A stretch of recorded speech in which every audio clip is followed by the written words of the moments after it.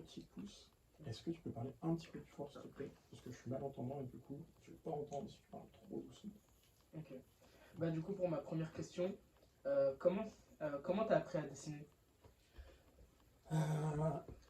Alors, un peu comme la majorité des gens, j'ai appris à dessiner petit à petit en recopiant les dessins que je voyais dans les mangas que je lisais, ou les dessins des animés que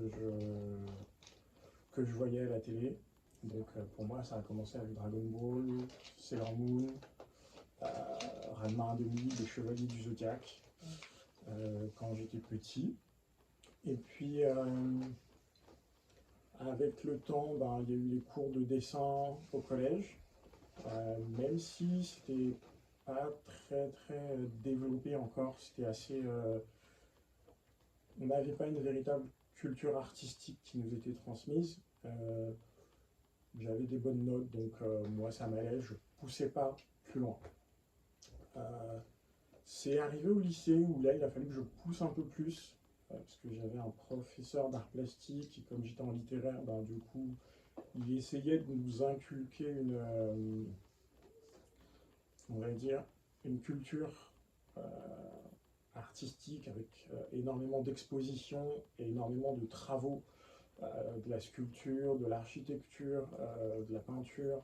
Donc on a vraiment, avec ces cours, j'ai vraiment, on va dire, acquis une certaine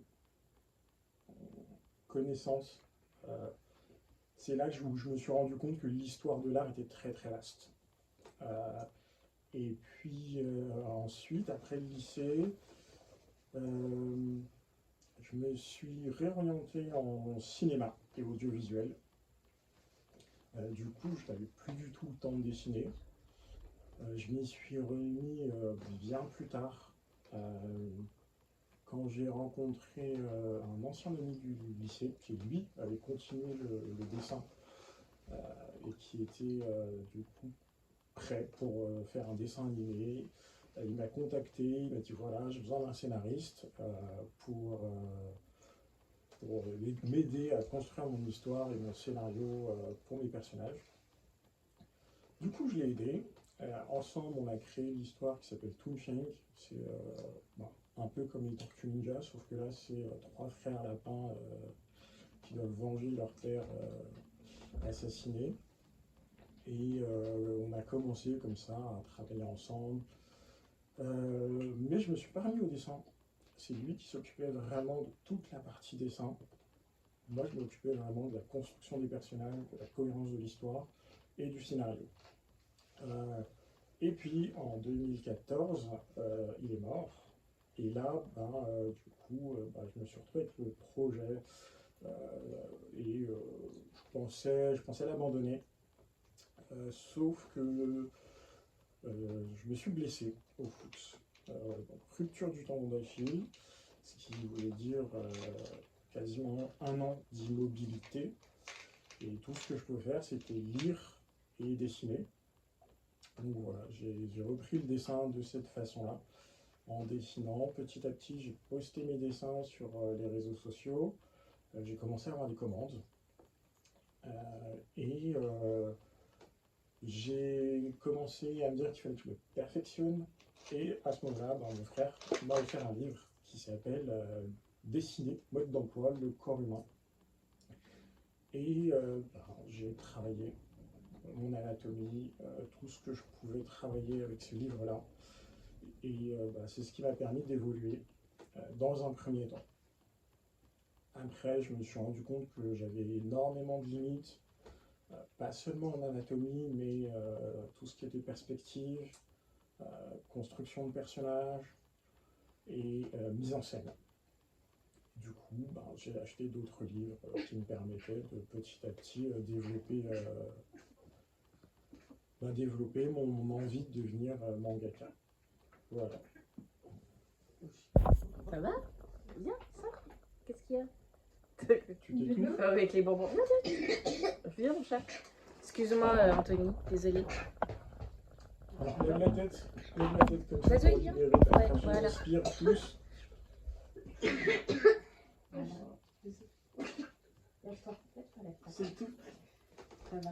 Ça va? Ça va? C'est un bonbon que t'as mangé trop vite. Ouais, oui. Tu vois? Merci beaucoup. Désolée, hein. Bon. Ça va? On a dit Julie. C'est vrai? Qui s'étouffe avec des bonbons? Attention, tu vas aller aux toilettes? Vas-y. Garde bien la tête levée. Moi à gauche.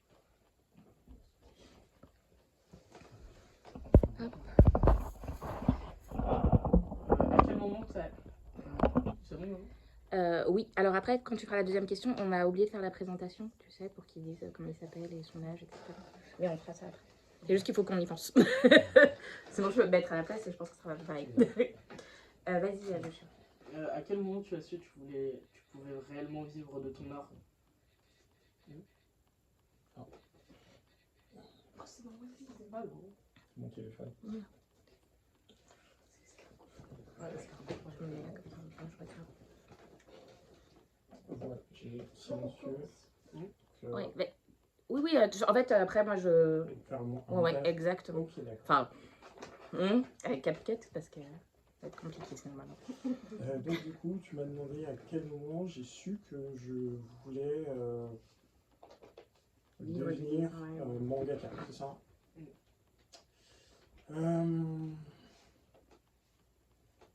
J'en avais envie depuis tout petit, depuis que j'ai 4 ans et que je vois des dessins animés, des mangas à la télé, je sais que j'ai envie de faire ça. Après, entre mon rêve d'enfant et ma décision de vraiment en faire un métier, il s'est passé quand même beaucoup de temps. Je pense que vraiment ça m'est venu en 2014 avec cette blessure et cette incapacité à faire autre chose que lire et dessiner.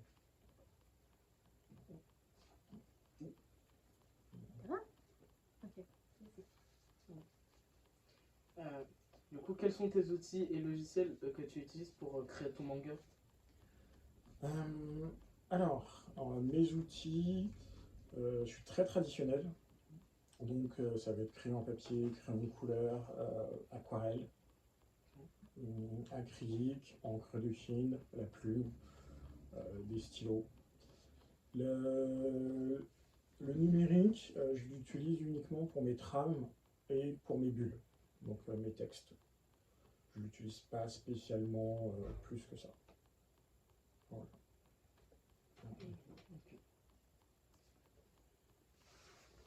Tu veux savoir pourquoi il n'utilise pas plus que ça le numérique? Ouais, ça, je trouve ça intéressant. Pourquoi vous utilisez du coup pas plus que ça le numérique? Parce que moi, je connaissais pas, en fait, avant, je savais pas qu'on pouvait dessiner sur une tablette. C'est Joshua qui m'a appris.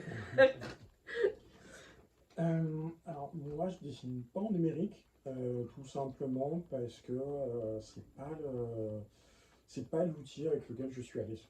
Bon, c'est tout. Il n'y a pas de hiérarchie, il n'y a pas de règles. Ceux qui veulent dessiner en numérique dessinent en numérique. Ceux qui veulent dessiner en traditionnel, bah, ils le font. Voilà, chacun, chacun a ses affinités. Voilà, c'est un métier artistique, donc il faut être à l'aise avec son outil de travail. Tu peux nous décrire ton type de journée en tant que graphiste, illustrateur, professeur de dessin? Alors, une journée type, en général, je vais me réveiller vers 9h30, 10h. Je vais faire un petit peu d'exercice pour m'étirer. Sinon, je vais aller marcher pendant à peu près 30-40 minutes. Ensuite, je rentre, je prends une douche. Si j'ai faim, si j'ai soif, je mange un fruit ou quelque chose et ensuite je commence. Donc je me mets sur mon bureau et là je dessine jusqu'à parfois très très tard. Le mieux c'est de s'arrêter de temps en temps pour marcher, pour s'étirer un petit peu, aller boire de l'eau, aller aux toilettes. et de ne pas s'arrêter trop tard. Si on commence à 10 heures, vaut mieux s'arrêter, quand c'est son métier en tout cas, vers 20 h, 22 h maximum. Ne pas trop en faire. Faut bien gérer son temps, faut bien gérer son énergie. Et du coup, l'idéal, c'est d'arriver à produire 5 pages par jour. Voilà. Donc, c'est beaucoup pour le système français. Après, au Japon, ils ont un autre système qui est totalement ahurissant et qui, du coup, est très épuisant, ce qui fait que beaucoup de mangaka meurent très vite. Mais voilà, c'est un système tout autre que nous, on n'a pas en France.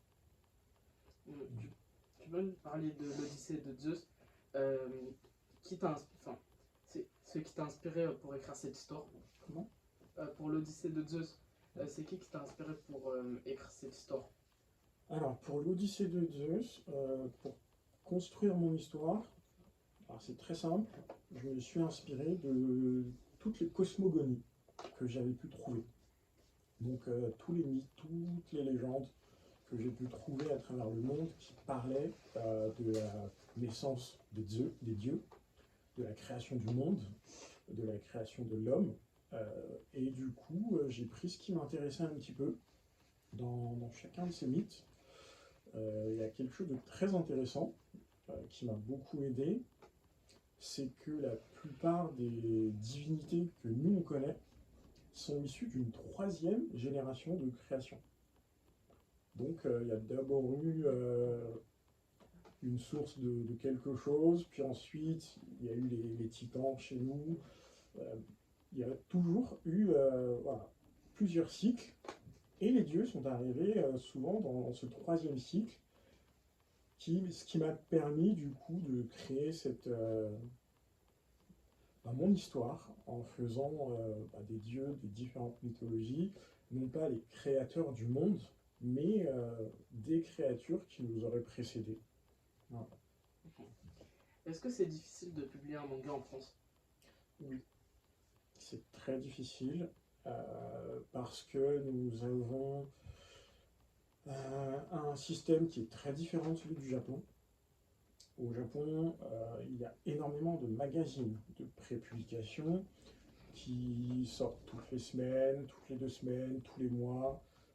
Donc c'est beaucoup plus accessible, surtout qu'un Shonen Jump par exemple, il va coûter 2 €. Et ensuite, voilà, quoi, il est consommé, il est jeté, le suivant est acheté. Il y a un système qui est mis en place qui permet d'avoir un grand nombre d'auteurs très rapidement et sur de très longues périodes. Donc ça permet du coup d'avoir accès à ce métier-là plus facilement, même si ça reste encore une fois très difficile d'y accéder et d'y rester. En France, on n'a pas cette culture-là du manga.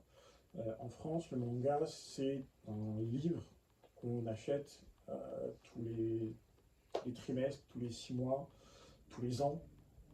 Donc c'est un autre système. La publication de mangas français ou francophones est encore très, très limitée parce que les éditeurs ne sont pas prêts à mettre de l'argent dans un manga, dans un livre, dans une création originale qui n'a pas déjà un public. Parce que c'est ça en fait qui permet aux mangas japonais de fonctionner, c'est qu'ils ont déjà un public. Ils sont déjà connus grâce à leur succès au Japon, qui leur permet ensuite d'avoir souvent des animés, qui leur permet d'avoir une grande renommée. Et c'est ce qui fait que du coup, quand les éditeurs achètent une licence japonaise, ils ne prennent pas énormément de risques.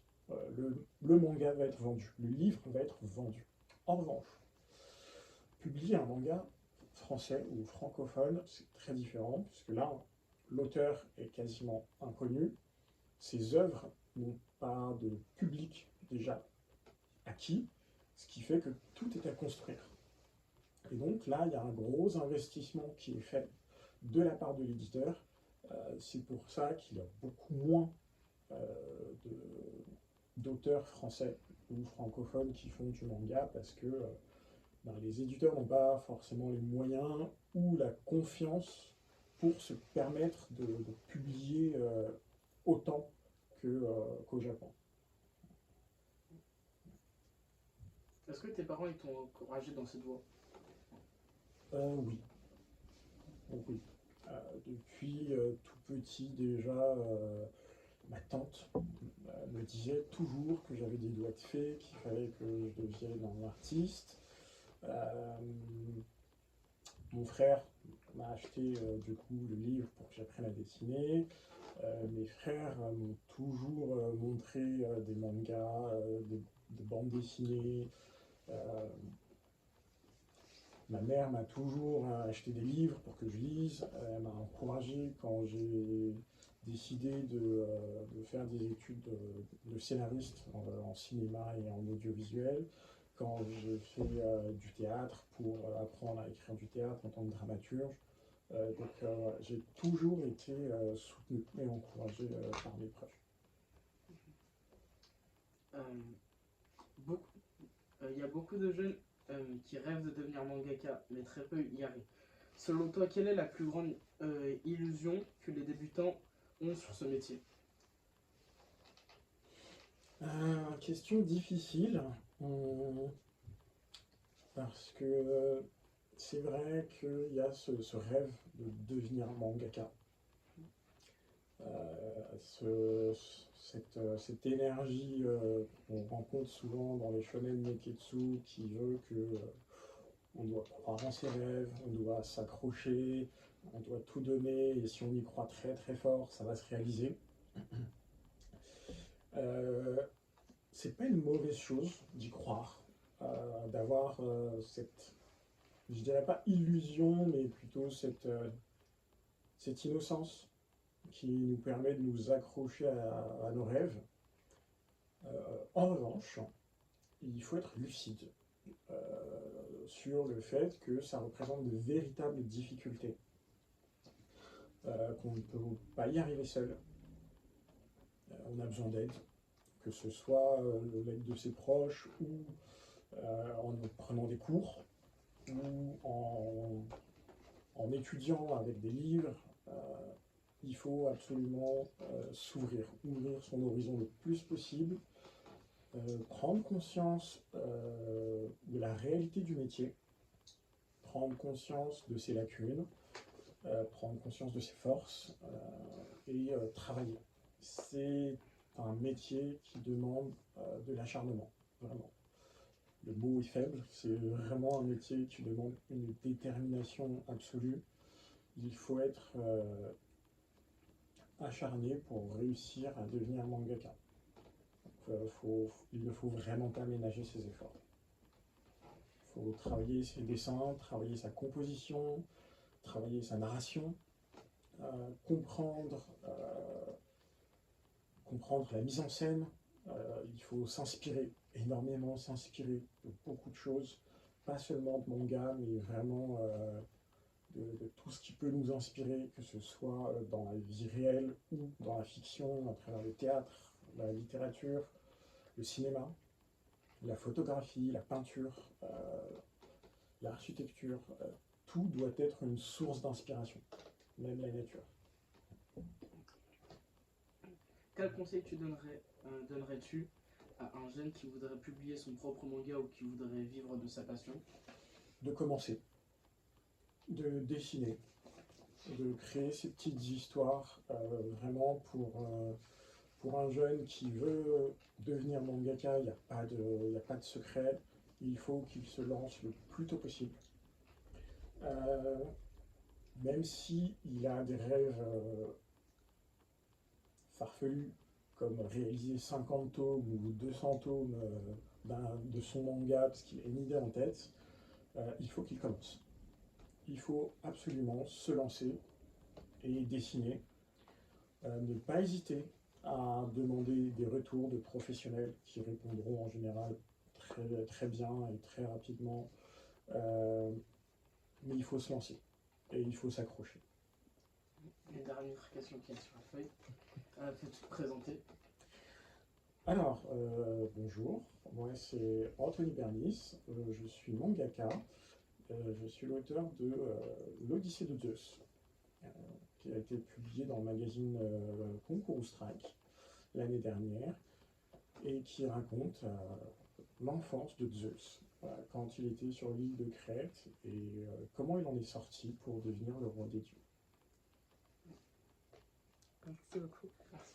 Ouais. Moi j'ai une question aussi. On avait rencontré quand je faisais un CE2 à l'école, on avait fait venir le mangaka de. Oui, t'étais pas là, mais on l'avait rencontré quand même. De The Last Lamite. Je pense que tu dois les connaître parce qu'ils font pas mal de salons. Est-ce que toi aussi dans tes mangas, tu essayes de mettre des personnages noirs Oui. Quelque chose qui te tient à cœur? Enfin, moi je trouve ça important pour Joshua la représentation et même après pour mes deux autres enfants. Et souvent dans les mangas, je trouve que c'est ce qui Oui, manque. il y en a pas aussi. Ouais. J'étais à une conférence avec Mathieu Rennes qui a fait la théorie du chaos. Donc il a une héroïne métissée et du coup nous a posé la question est-ce que pour vous c'est normal de représenter différentes personnes, différentes ethnies dans vos mangas? Et on a tous eu la même réponse, à savoir oui, parce que c'est simple, c'est ce avec quoi on a grandi. Ouais. Mon voisin était polonais, au-dessus ils étaient mauriciens, encore au-dessus c'était marocain, algérien, espagnol, au fond il y avait des Belges, au-dessus il y avait des Normands, des Martiniquais, des Pakistanais. Ouais. Donc c'est normal de représenter ce qu'on connaît, parce que c'est comme ça que fonctionne notre travail.